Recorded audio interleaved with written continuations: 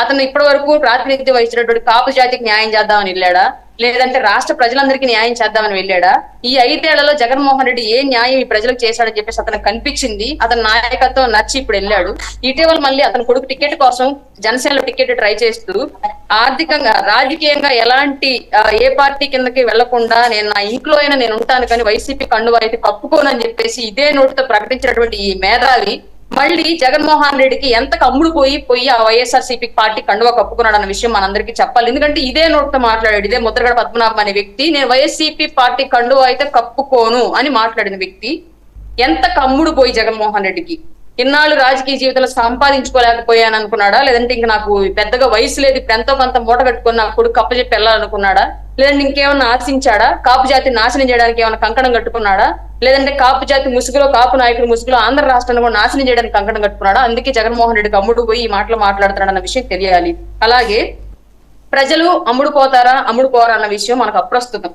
కానీ ప్రతి నాయకుడు ఇవాళ ఎన్నికల్లో ఎంత బడ్జెట్ చూసుకోవాలన్న విషయం అందరికీ తెలిసింది. జగమెరికిన చెవులో చెప్పే సీక్రెట్ అన్న విషయం మనందరికీ తెలుసు.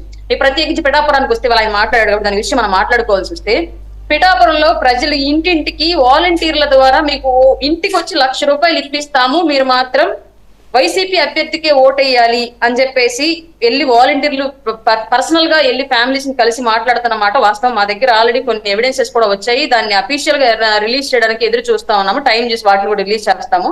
అట్లాగే అక్కడ ఉన్నటువంటి పెద్ద ఎత్తున నాయకులు ఈ ముద్రగడ పద్మనాభం గారు కానివ్వండి, లేదంటే మిథున్ రెడ్డి గారు కానివ్వండి, ద్వారంపూడి చంద్రశేఖర్ రెడ్డి గారు కానివ్వండి, ఇలా స్టేట్ లో ఉన్నటువంటి పెద్ద తలకాయలందరినీ తీసుకెళ్లి పిఠాపురంలో దించాడు. ఎవరికి భయపడను, నేను సింగిల్ గానే వస్తున్నానని చెప్పుకున్నటువంటి పులివేంద్ర పిల్లి వాళ్ళు క్లియర్ గా వాలంటీర్కి ఇన్స్ట్రక్షన్స్, ఏ ఫ్యామిలీ జనసేనకు ఓటు వేస్తుందో జస్ట్ ఐడెంటిఫై చేసి మాకు చెప్పండి, మిగతా విషయాలు మేము చూసుకుంటామని చెప్పేసి అక్కడ ఉన్న వాలంటీర్లకు కూడా ఇన్స్ట్రక్షన్స్ ఇస్తున్నారంట.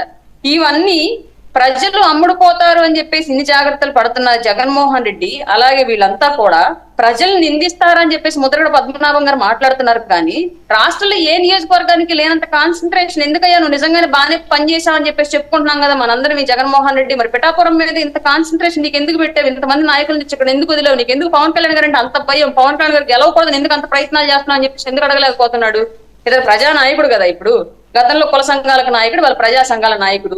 ఇతను అడగాల్సిన విషయాలు ఏంటి, ఇతను మాట్లాడాల్సిన అంశాలు ఏంటి?